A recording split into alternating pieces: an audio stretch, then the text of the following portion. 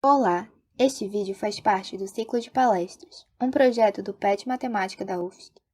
Nesta palestra, temos a professora Sônia Palomino, da UFSC. Fiquem com a palestra e bons estudos. Bom dia. Em primeiro lugar, gostaria de agradecer o convite para fazer parte do ciclo de palestras do PET neste ano. O assunto da minha pesquisa é apresentar um enfoque interdisciplinar do problema do câncer, usando modelagem matemática e a imunoterapia como novo tratamento. Também comentarei algo sobre a viroterapia. Eu sou a professora Sônia Palomino Castro, do Departamento de Matemática da UFSC. O que eu vou falar, né, o assunto de pesquisa, o problema do câncer, é um assunto que eu venho trabalhando faz quase 10 anos. O que eu uso nele é a modelagem matemática e como parte da biomatemática. A minha área de pesquisa é a biomatemática e venho fazendo isso há mais de 20 anos. Para falarmos em câncer, eu vou colocar a problemática em termos gerais, passar as estimativas que o INCA, o Instituto Nacional de Câncer, forneceu para o Brasil nesse último triênio, de 2020 a 2022. Entrarei na questão matemática, fornecendo, em termos gerais, como se faz a modelagem matemática e como se faz a modelagem matemática deste problema.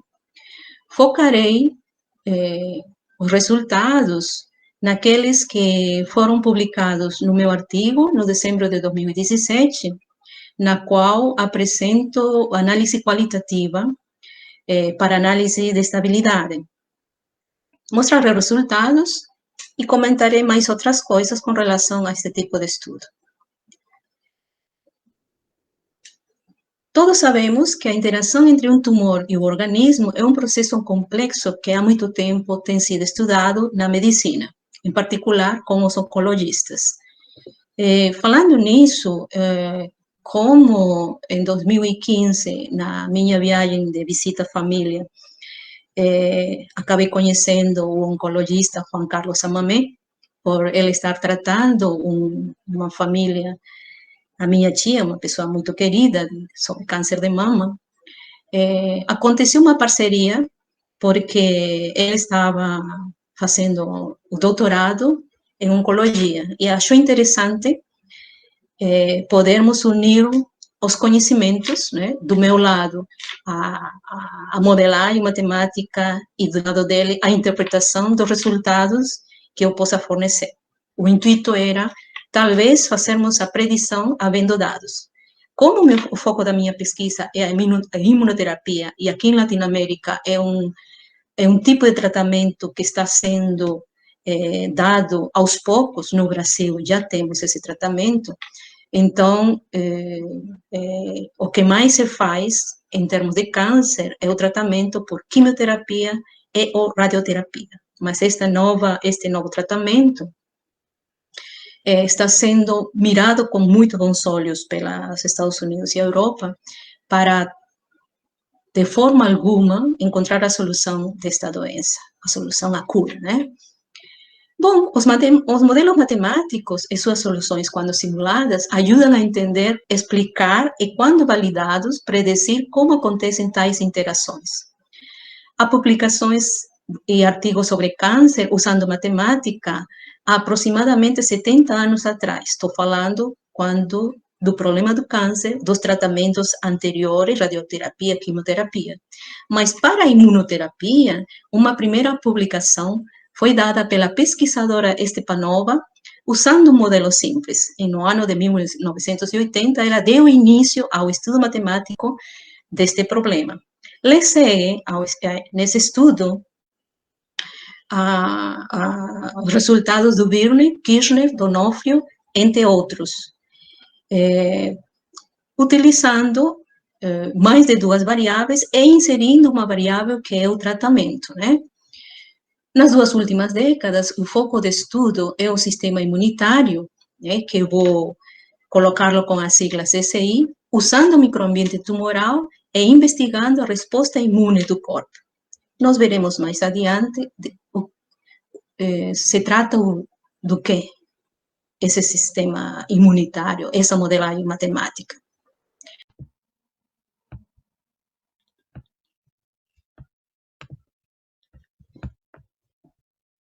Hola, ¿qué tal? Soy el doctor Juan Carlos Abamé, médico oncólogo de Lima, Perú, y les agradezco la oportunidad para poder presentar esta charla y esta presentación sobre modelos biomatemáticos y oncología. Vamos a comenzar primero hablando del tema del cáncer. La palabra cáncer obviamente es una palabra que está vinculada a muchos temas de temores y muchos temas de noticias que nosotros ya nos hacen pensar y ver de que el tema oncológico no es grato. Definitivamente la palabra cáncer nos genera mucho temor, genera mucha ansiedad en la persona cuando uno lo va a diagnosticar, y esto a consecuencia de conceptos preconcebidos. Y eso también va de la mano con un aumento de casos que claramente van aumentando en los últimos años mucho más. Sabemos de que el cáncer está ubicado en el segundo lugar de causa de fallecimientos a lo largo del mundo. Esto ha podido cambiar ahora recién por la aparición de un nuevo jugador, que es el COVID-19, el cual está generando una sindemia, que es es una pandemia, pero que está acompañada y potenciada por otros factores como pueden ser diabetes, obesidad y sobre todo el tema cáncer, que hace que tengamos esta data tan importante.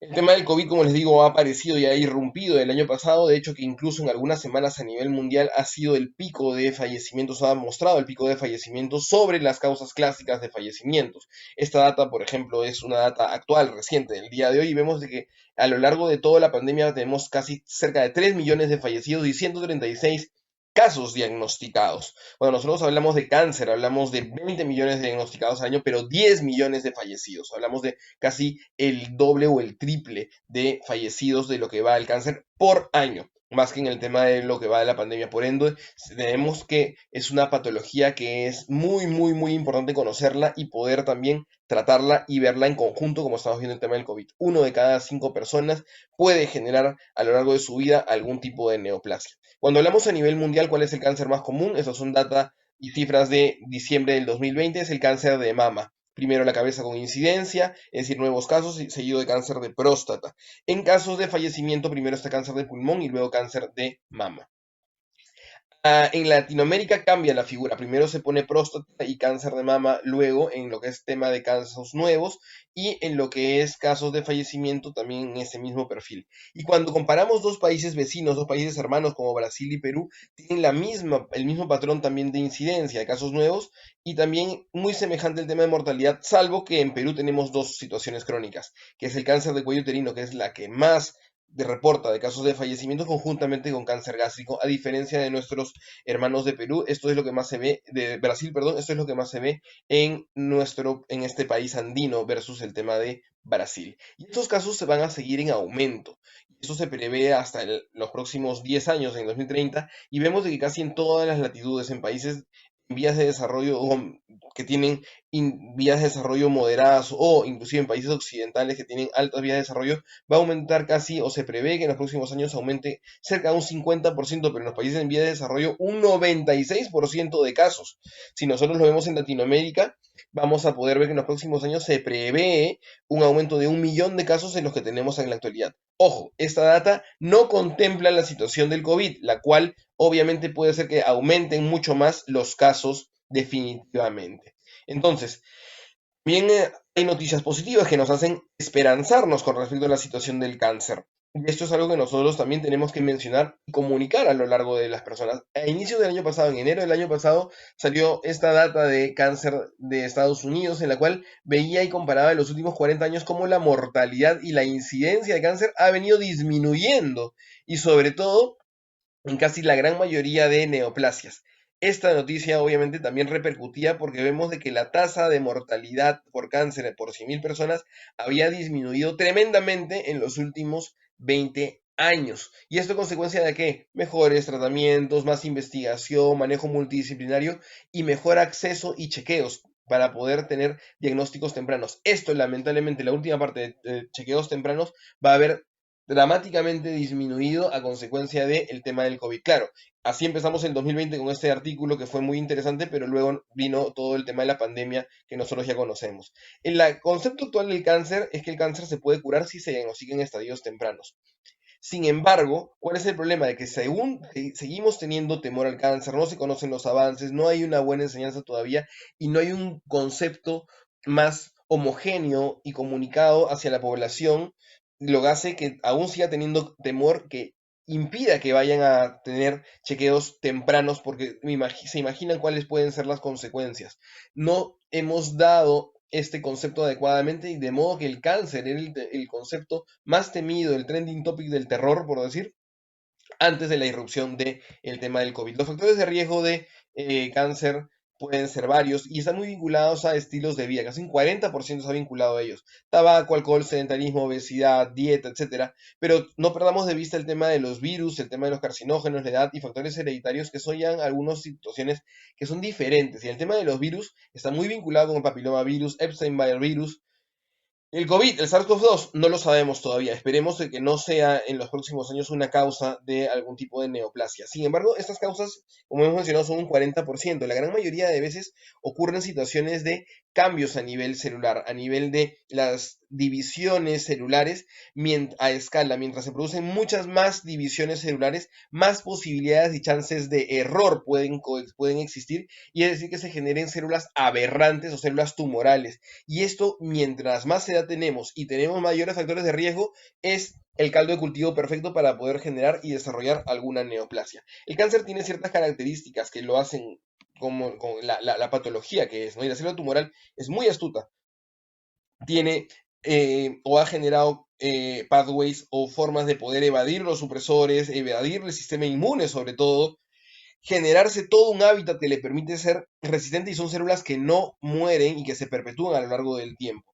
Entonces, para poder entenderlo también es difícil, porque nosotros sabemos de que entendemos ahora la biología de la célula tumoral, entendiendo de que hay receptores de membrana o algunas cascadas o pathways moleculares internos que incluso se entrecruzan entre ellos. He ahí la dificultad de poder entender y de poder manejar el cáncer, porque todavía nosotros no estamos yendo de forma tan dirigida, ¿no? Entonces, luego con el tema del tema del entorno o del ecosistema del cáncer, esto hay que entenderlo bien, porque el cáncer no solamente son 2 o 3 células nada más que están vinculadas aisladamente, sino el tema es que el cáncer tiene una serie de mecanismos para poder establecer un hábitat, un microsistema en el cual existen células tumorales, fibroblastos, vasos sanguíneos, lo cual hace de que se amuralle totalmente el cáncer, como podía ser antiguamente el tema de las ciudades feudales que se amurallaban y tenían dentro algunos canales de agua o de riachuelos para poder proveerse de alimentación, y es lo mismo que nosotros tenemos en la actualidad.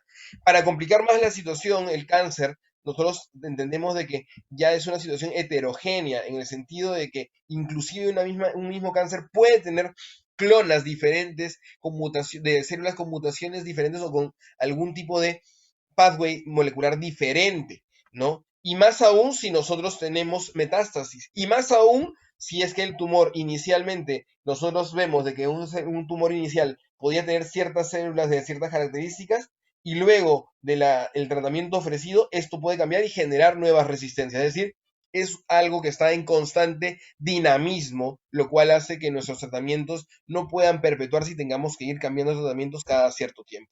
Los estadios de cáncer los conocemos, el estadio 1 localizado, 2 o 3 es una enfermedad localmente avanzada porque ya compromete de forma vecina o regional algunas adenopatías o ganglios, y finalmente el estadio 4 cuando hay enfermedad a distancia o metástasis. Este estadio es un estadio que se considera incurable, pero controlable y cronificable. Estos estadios están relacionados con el tema de la sobrevida. Obviamente, la sobrevida es mucho mejor cuando se diagnostica en etapas tempranas, y nosotros tenemos la capacidad actualmente de poder rastrear y hacer un tracking de lo que es el origen de las células tumorales. Por ejemplo, en algunos neoplasias, como puede ser cáncer de cuello uterino o cáncer de colon, que desde estadios iniciales podemos ir viendo cómo esto se puede ir generando y desarrollando, y podemos ir buscándolo, de modo que cuando un paciente aparece en la consulta con un cáncer de determinado tipo, como por ejemplo cáncer de cuello uterino, cáncer de mama o cáncer de colon, y cánceres que ya son estadios intermedios, como estadio 3, indica que esa persona no ha tenido ningún tipo de chequeo o de revisión en los últimos años. Entonces, obviamente el cáncer también nos indica y se basa muy relacionado a factores socioeconómicos y políticos. Una de las ventajas por las cuales el cáncer ha mejorado y ha cambiado es la visión integrativa que se tiene de la visión de la oncología. No es una sola especialidad médica a la que está vinculada, sino es una visión multidisciplinaria en la cual participan no solamente múltiples especialistas médicos, sino también otros colegas vinculados al estudio genético, biomolecular, biomatemático, lo cual nos permite tener una visión de un tumor board en la cual todos aportamos para poder desarrollar, y si contamos inclusive las terapias oncológicas, como puede ser la cirugía oncológica, la quimioterapia y la radioterapia como tratamientos clásicos, la terapia biológica o target, la inmunooncología como modernos y los cuidados paliativos, aquí podemos centrarnos en todos los tipos de estrategias terapéuticas que disponemos para manejar el tema del cáncer. Dentro de los principales modelos biomatemáticos, o cuando hablamos del tema, esta situación está muy vinculada con el tema del cáncer. Hablamos de los últimos 50 a 60 años que han venido generándose nuevos modelos biomatemáticos, y esto se basa en qué? En poder explicar de una manera y predecir de una manera mucho más teóricas ciertos conceptos y ciertas situaciones oncológicas que no son muy fáciles de poder comprender. Se tiene una hipótesis biológica, la cual se plantea algún tipo de formulación o de modelo, una solución y una validación, se predice y se tiene una data experimental y se corrobora o se intenta corroborar esta hipótesis biológica. Todo esto con el modelo de design thinking, es decir, ensayo-error, ensayo-error. Y nosotros lo vamos teniendo y nos permite poder predecir. Y esto obviamente va yendo de la mano en una cascada y una etapa para poder validar un modelo biomatemático. Y finalmente tenemos que el modelo matemático nos va a ayudar para poder ver y analizar ciertos factores, como les decía, desde un punto de vista más numérico y teórico. Es decir, cuando uno habla de la relevancia de los modelos biomatemáticos en la oncología, nos van a ayudar a interpretar procesos complejos, proveen predicciones cuantitativas que pueden ser validadas, estudios de varios fenómenos oncológicos como puede ser la neogénesis o lo que es la angiogénesis, que es la generación de nuevos vasos sanguíneos, complementan estudios clínicos y experimentales, generan nuevas hipótesis y líneas de investigación. Estos son las principales líneas de investigación en las cuales nosotros podemos estar viendo, estamos vinculados, el tema de la hipoxia con la generación de neoangiogénesis, transporte intratumoral, lo que es el manejo farmacológico, el tamaño tumoral, y esto nosotros, como le digo, son estudios en las cuales son modelos en los cuales podemos predecir inclusive la capacidad de división, mutación y de cómo estas células pueden ir colonizando ciertos territorios o regiones anatómicas desde la aparición de un evento o de un desarrollo de la parte oncológica. Nosotros ya vemos la parte posterior, que es la consecuencia, vemos ya la generación del tumor o ya algunas células que están ya en un tejido aberrante. Sin embargo, el modelo biomatemático nos permite poder predecir qué capacidad de células pueden ir yendo hacia qué lugar, e inclusive modelos que nos pueden ir prediciendo cuánto van a alcanzar su tope de células tumorales y puede ir disminuyendo a consecuencia de los tratamientos que nosotros ofrecemos. Como les decía, el tratamiento, por ejemplo, del tema vascular o del neoangiogénesis, que son los vasos sanguíneos aberrantes que genera el propio tumor, hay una serie de modelos biomatemáticos que nos permiten predecir cómo con el tema de oxígeno puede ir aumentando o disminuyendo esto en función a los tratamientos y en función al propio desarrollo del tumor.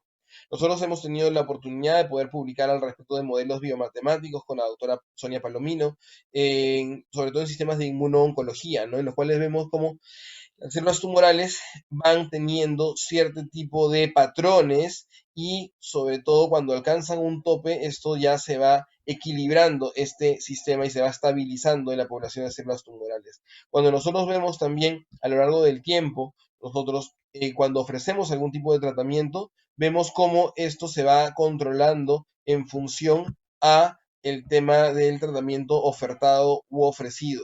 Y vemos de que esto va haciendo una especie de quiesencia en las células que nosotros podemos tener. Todo esto nosotros lo vemos desde el punto de vista biológico, pero se ve desde el punto de vista matemático y se puede predecir. He ahí la relevancia de los modelos biomatemáticos, tanto igual como, por ejemplo, para poder predecir los diámetros o volúmenes en un paciente que tiene una patología o un tumor cerebral.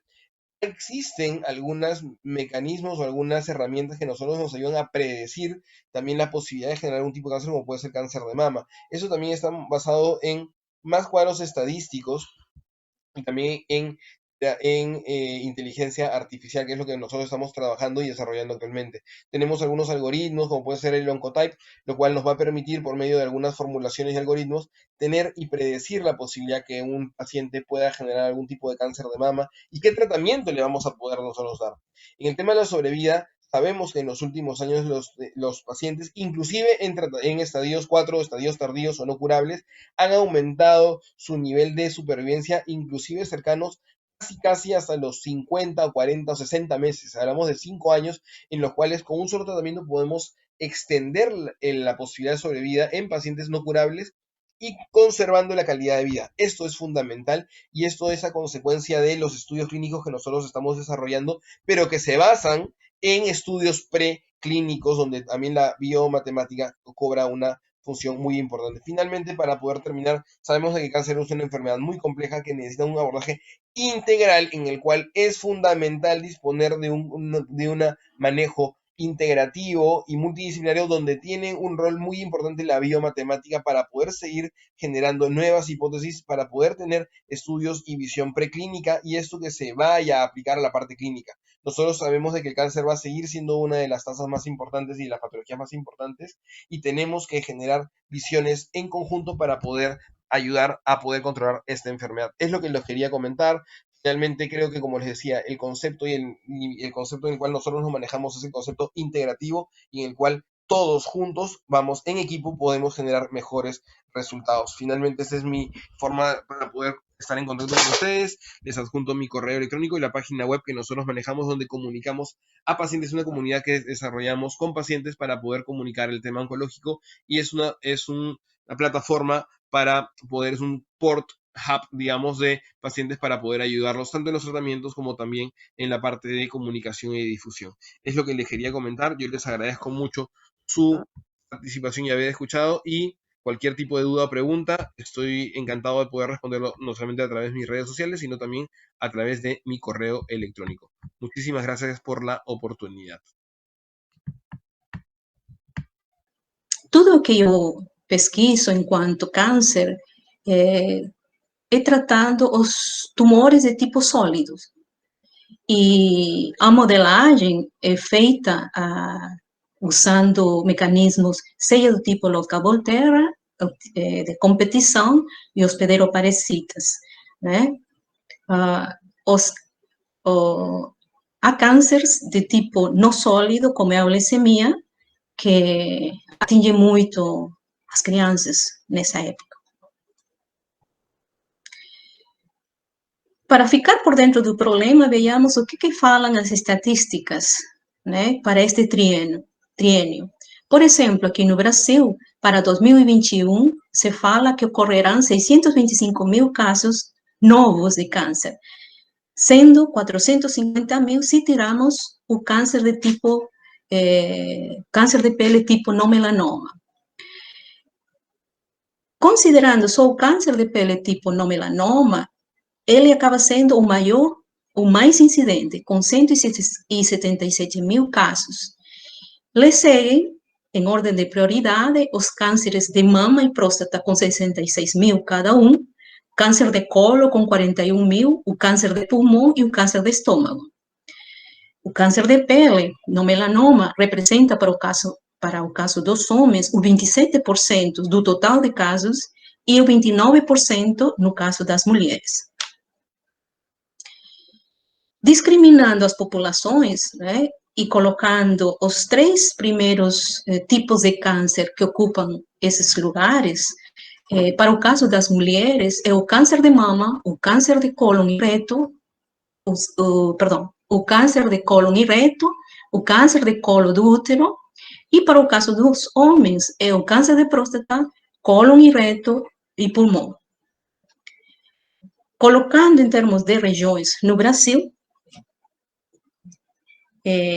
e caracterizando como amarelo o caso de cânceres em total, né? Os cânceres no caso dos homens e azul no caso das mulheres. Para o caso dos homens, vemos no mapa que o número total de novos casos para câncer são na região sudeste e Mato Grosso do Sul. no Sul, Santa Catarina e Rio Grande do Sul. Para o caso das mulheres, e isto para o câncer de próstata, ok? No caso das mulheres, é o câncer de mama, são o número total de câncer, dos tipos de câncer. No caso das mulheres, vemos alguns estados do Nordeste e o Mato Grosso do Sul e Santa Catarina. Por neoplasias, em primeiro lugar, para o caso das mulheres, que é o câncer de mama e o câncer de colo de útero, né? Os estados mais atingidos são na região sudeste, Mato Grosso do Sul, algum estado lá no Nordeste e Santa Catarina. Para o câncer de colo de útero, a maior incidência é na região norte. Já para o câncer de próstata, no caso dos homens, vemos alguns estados do Nordeste, Mato Grosso do Sul. Isto para este triênio, por dados liberados pelo INCA. Mas o que é o câncer? O câncer não é mais que um conjunto de mais de 100 doenças diferentes, colocadas em conjunto. Por exemplo, quando falamos em sarcoma, estamos falando de câncer de ossos. Quando falamos em carcinomas, são os cânceres mais conhecidos, como são câncer de fígado, câncer de mama, o câncer de próstata, entre outros. E os gliomas, que são os que atingem o cérebro. Né? Grosso modo, são esses os conjuntos, tem outros mais, o câncer de tiroides, por exemplo, né? E a leucemia, né? Que também é colocado nesse conjunto. Então, se define o tumor como sendo o crescimento do novo tecido resultante da proliferação de células anormais que têm a habilidade de invadir e destruir outros tecidos, sendo 10 as características que comportam o desenvolvimento dessa doença. Só apontarei algumas, como são o processo de evasão do processo de apoptose, onde a apoptose é a morte programada, né, do nosso sistema inato, quando alerta o aparecimento de algum patógeno, né? Então, as células tumorais, elas evadem esse processo de apoptose. A angiogênese sostenida, quando as células tumorais se instalam no corpo, a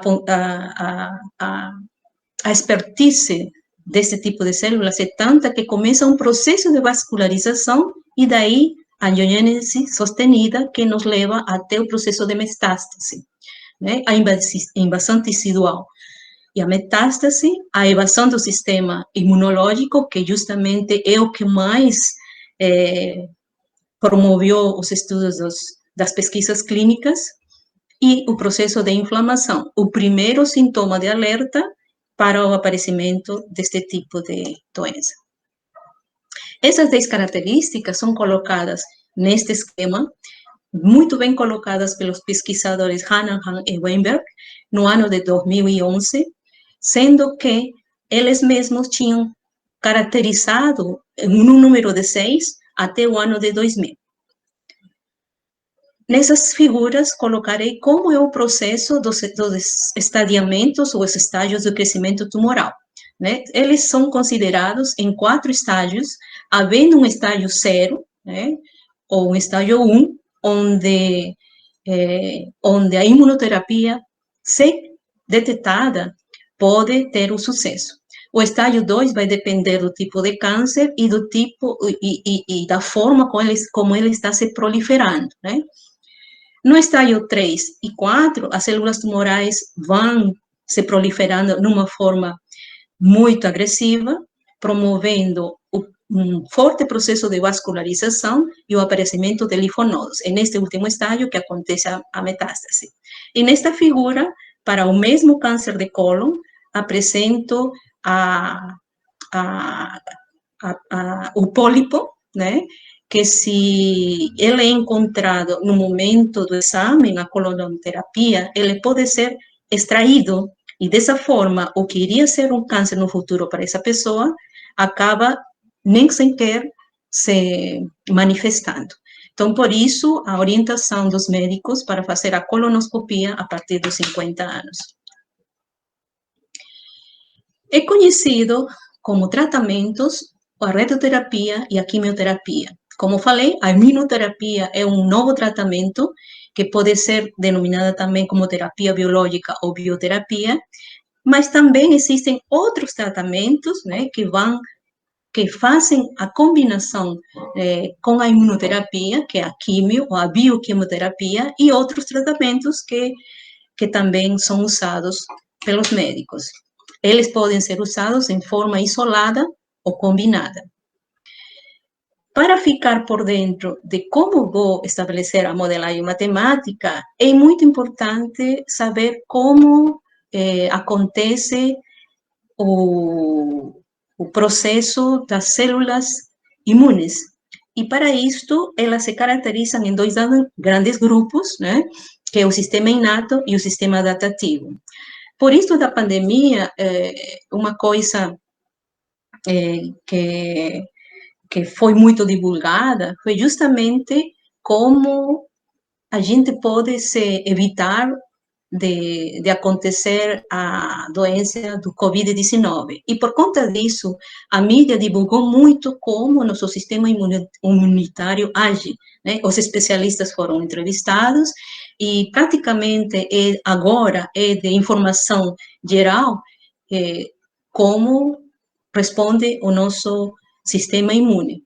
Então, brevemente, só apontarei que o sistema adaptativo é o que fornece o aprendizado no corpo. Ele tem um sistema de memória, né? Onde participam as células citotóxicas, os linfócitos de tipo T, os linfócitos de tipo T helper e os linfócitos de tipo B. Esses linfócitos de tipo B, eles vêm da medula óssea e os do tipo T vêm da glândula do timo. No sistema inato, é a forma natural de defesa do corpo, né? Por exemplo, quando temos uma ferida, né? Os neutrófilos, as células dendríticas, os macrófagos, todos entram em ação na hora. Algumas figuras desse tipo de células, aqui as células dendríticas, e aqui o processo de defesa do sistema adaptativo, onde coloco os linfócitos, onde são colocados os linfócitos B, os linfócitos T, os linfócitos de tipo citotóxicos ou de aqueles que regulam. Para quê? Para suprimir outros linfócitos, para programar o processo de apoptose ou para ativar os macrófagos e detectar ou surgir a inflamação. Né?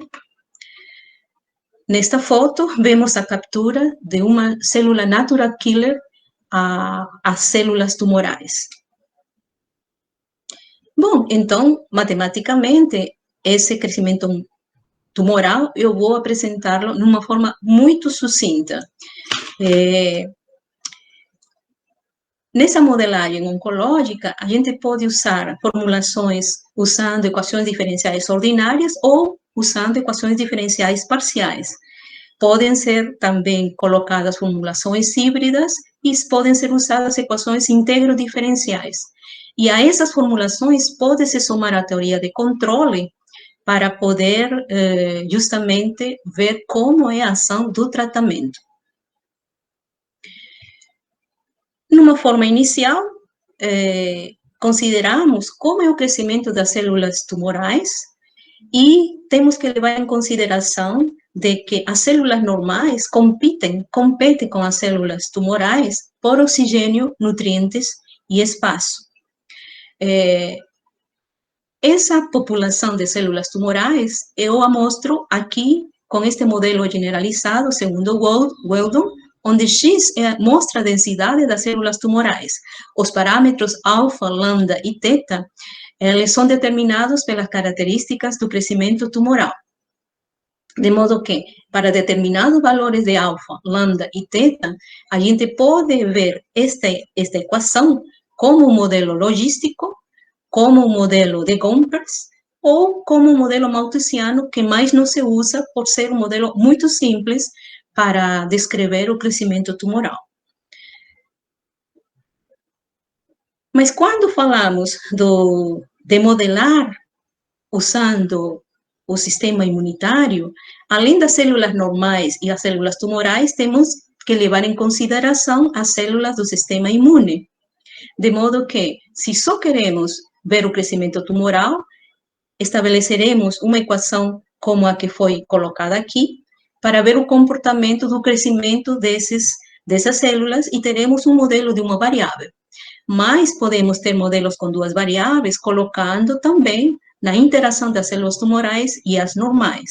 Mas quando falamos das células do sistema imunológico, né, dos linfócitos, das células efetoras, das citocinas, então nós vamos ter um modelo com mais de duas variáveis, aos quais podem ser acrescentados uma nova variável que será o tratamento a ser usado. Então, dessa forma, teremos, e vocês verão, que mostrarei um modelo de 5 variáveis, incluindo um tratamento. A imunoterapia, quando falo que vamos inserir uma nova variável, que é a imunoterapia, nós estamos estabelecendo que haverá uma variável com a finalidade de combater esse câncer, né? E o tratamento que cujo modelo foi alterado para ser para esse modelo que mostrarei daqui a pouco, né, usa as células interleucinas de tipo IL-2, mas esses tipos de células estimulam o sistema imunitário para combater os tumores. Também se coloca a estimulação por linfócitos das células CD+4T, usando essas citocinas como mecanismos sinalizadores para estimular a resposta imune. Os meus resultados foram baseados nos trabalhos de Kirchner e Arciero, quando usando a terapia Sirna, onde são estudadas as células efetoras e as células de tipo IL-2. Mas cuidado que se essas células são administradas numa dose alta, elas podem agredir nosso sistema imunitário, tá? Também há a produção de outros tipos de citocinas, no caso do tipo IFN-gama, através da ativação de outras células imunes, como são a CD+4 e a CD8+T. Nesta figura, vemos como é a atividade da interação dessas células T CD+4 com as células CD8 e as suas diferenciações. Então, para falar da terapia Sirna, o que vamos ver que aquela dinâmica sem tratamento é alterada com apenas a inserção do tratamento, de modo que um estudo de bifurcações poderá explicar a complicação que pode dar o resultado dessa terapia. E com esse modelo desses pesquisadores, né, após estudo, e com o trabalho que há muito tempo eu fiz em dinâmica populacional, achei por bem modificar esse modelo para estabelecer uma aceleração na estabilidade, no tempo, na estabilidade assintótica.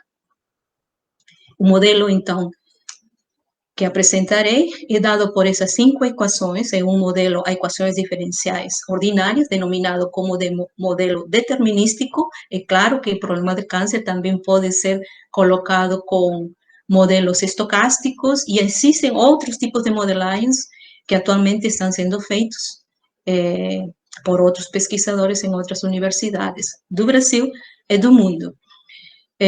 Então, o que nós vamos apresentar nesse modelo é como se faz, como se produzem os efeitos inibitórios das citocinas e com o fator de crescimento das células tumorais tipo beta sobre as citocinas IL-2.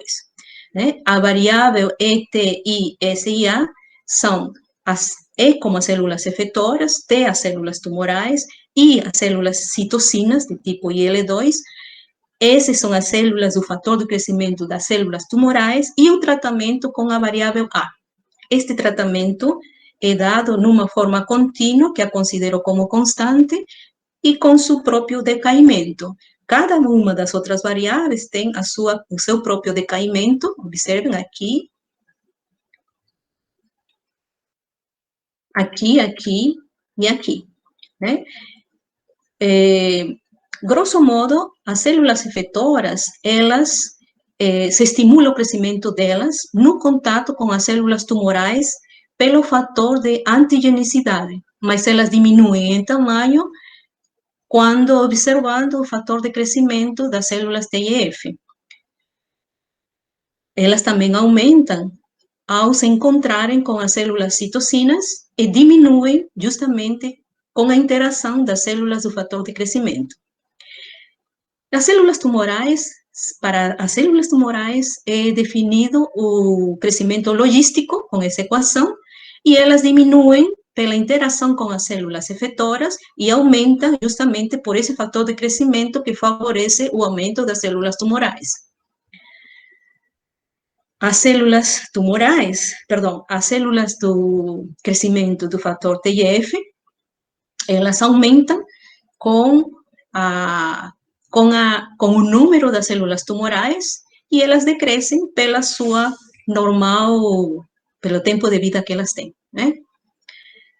Bom, descrito assim o modelo, né, e considerando uma condição inicial, já falei das variáveis, cada um dos parâmetros do modelo, que não são poucos, certo? São todos estes os parâmetros, onde, para efeitos da simulação e mostrar os meus resultados, variarei o fator de antigenicidade e a máxima taxa de produção daquelas células que influenciam o crescimento das células tumorais, as células TIF-beta.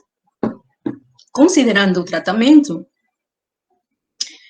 F determinará a proporção de ligantes e o produto FBCSA será a quantidade dos fios Sirna ligados, certo? Uma vez estabelecido o modelo, para garantir que esses resultados numéricos são confiáveis, o que a gente faz uma análise de estabilidade, propomos uma série de lemas e teoremas para descrever matematicamente a parte qualitativa deste estudo. E dessa forma, o modelo dado é colocado numa forma matricial, considerando na variável x todas as variáveis que o meu modelo tinha. Considero essa variável x num espaço de 5 dimensões e coloco todas as variáveis num politopo na parte positiva do quadrante desse politopo n-dimensional.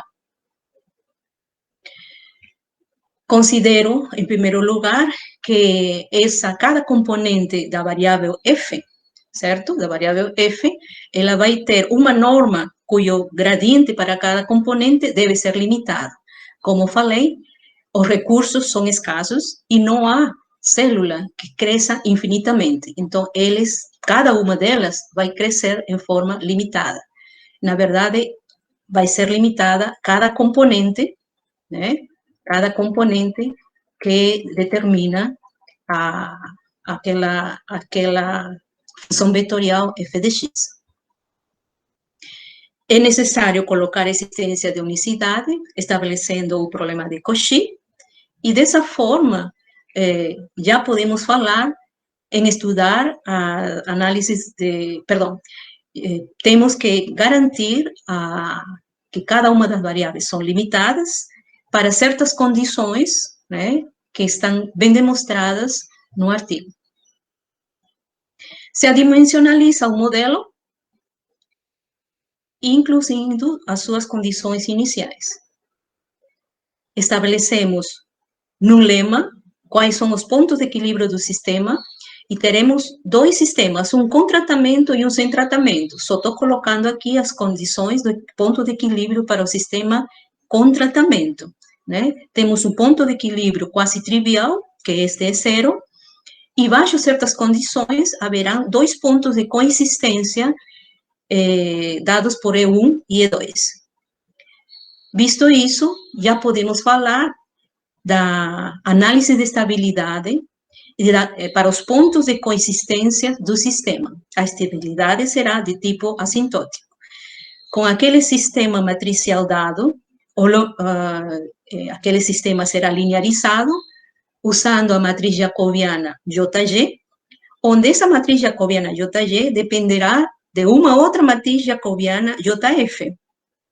Essa matriz JF está dada por estes elementos, onde cada AIJ tem este formato, e para avaliar o jacobiano da matriz JG, será apenas necessário avaliar o jacobiano da matriz JF. Observe, um polinômio característico da matriz em consideração depende do polinômio característico da matriz JF. Pela determinação do polinômio característico ou da solução desta equação com os coeficientes A0, A1, A2 e A3. Cada coeficiente tem este formato, e será o método de Hurwitz que garantizará as condições para dizer que aquele sistema linearizado converge assintoticamente. Garantizado as condições do teorema para qualquer valores de parâmetros dentro dessas condições aqui dadas, certo? Dentro dessas condições aqui dadas, passo à simulação numérica do modelo. E para tal, como estes pesquisadores, eles fizeram um trabalho multidisciplinar, usando dados da implementação dos métodos, eu peguei esses parâmetros e eu alimentei no meu modelo, de modo a variar unicamente os valores de P4 e de C, o fator de antigenicidade e o fator de crescimento, sempre considerando que o P1, a condição do meu teorema, né? P1 menor que μ1 mais Q1. E dessa forma, quando o modelo não tem tratamento, considerando o P4 neste intervalo de parâmetros, neste intervalo de condições para esta taxa, considerando um fator de antigenicidade bem pequeno para um N igual a 20, vemos que a proliferação dos tumores chega até seu limite para 3 valores diferentes de P4.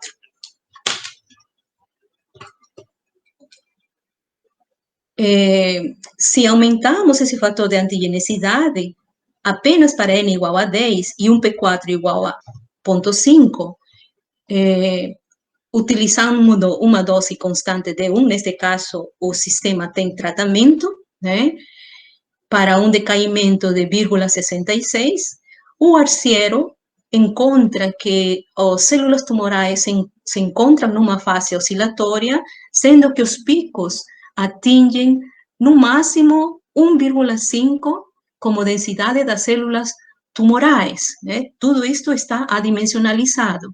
Mas, no meu modelo, o máximo pico, né, é um pouquinho maior que 1, quando não menor do que 1. Entramos nessa fase oscilatória. Modificando esse fator de antigenicidade, aumentando, né? O que significa aumentar o fator de antigenicidade? Significa uma resposta melhor das células efetoras na presença das células tumorais. Para essa resposta melhor e para uma maior agressividade dessas células, como elas se defendem, né, as células tumorais, então, essa taxa sendo 1, 2, 1, vemos que esse processo oscilatório converge assintoticamente em forma amortecida, certo? Para N igual a 5 nesse caso. Mas se eu aumentar esse valor de P4, por exemplo, para 1000, as células tumorais atingem aquela estabilidade assintótica aproximadamente depois de 5 vezes 10 a 4 unidades de tempo. Sendo que, para esses mesmos parâmetros, o modelo de Arciero já não dá resultados. Dessa forma, o que foi falado nas simulações são 3 fases. Quando não há tratamento, as células tumorais crescem sem limite. Havendo tratamento, os tumores podem oscilar em tamanho, ou seja, entram numa fase oscilatória, ou elas acabam ficando numa fase latente. né? Que é o que acontece com o câncer de mama, né? Quando as pessoas são tratadas, os tratamentos estão tendo tanto sucesso que simplesmente se fazem que as mulheres voltem a cada 5 anos simplesmente para analisar se as células tumorais ficaram sostenidas, né? Não há variação nesse sentido e a pessoa pode fazer uma vida normal. Desse modo, o que eu tive como resultado é que, modificando o valor das células que fornecem o fator de crescimento das células tumorais, né, eu posso acelerar o decrescimento delas.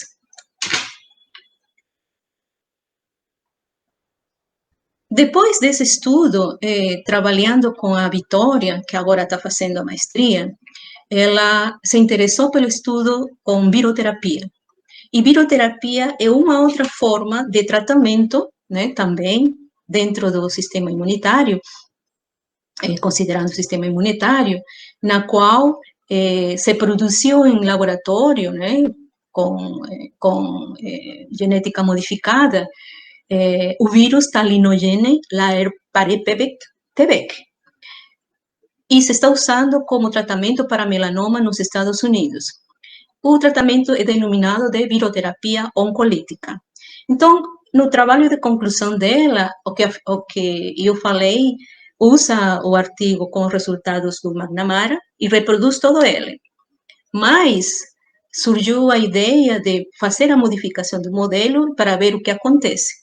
E a gente teve resultado nesse sentido, e os resultados foram apresentados em congresso, não, no 36º Congresso de Matemática Aplicada e Computacional, que aconteceu na Unicamp no ano de 2018.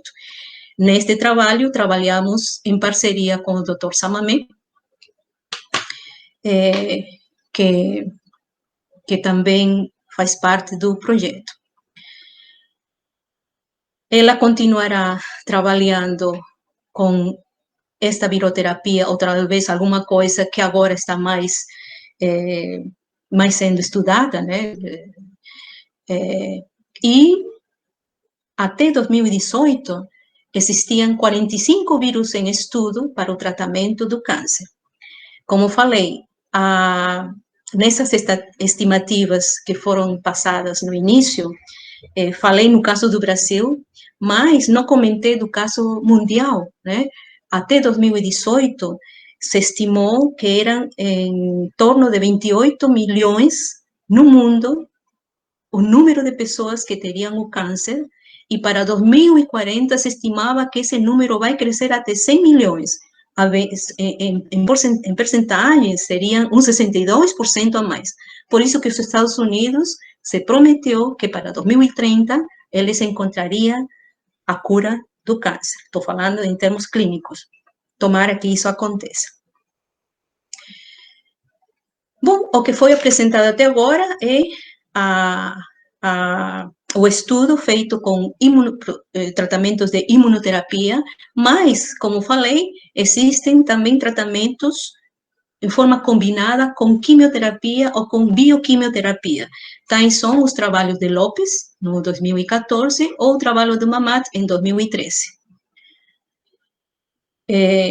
Estão sendo usados os ligantes de tipo PD-1 e PDL1 para câncer de pulmão, com sucesso nos Estados Unidos, e para câncer de pele. Isto enquanto pesquisas clínicas até o ano 2016. E gostaria de comentar que foi no ano de 2018 que o Prêmio Nobel em Medicina foi dado para 2 pesquisadores por terem promovido estratégias desta resposta imune, né, com imunoterapia. O nome deles são o James Allinson, da Universidade de Texas, e o Tasuku Honjo, da Universidade de Kyoto, no Japão.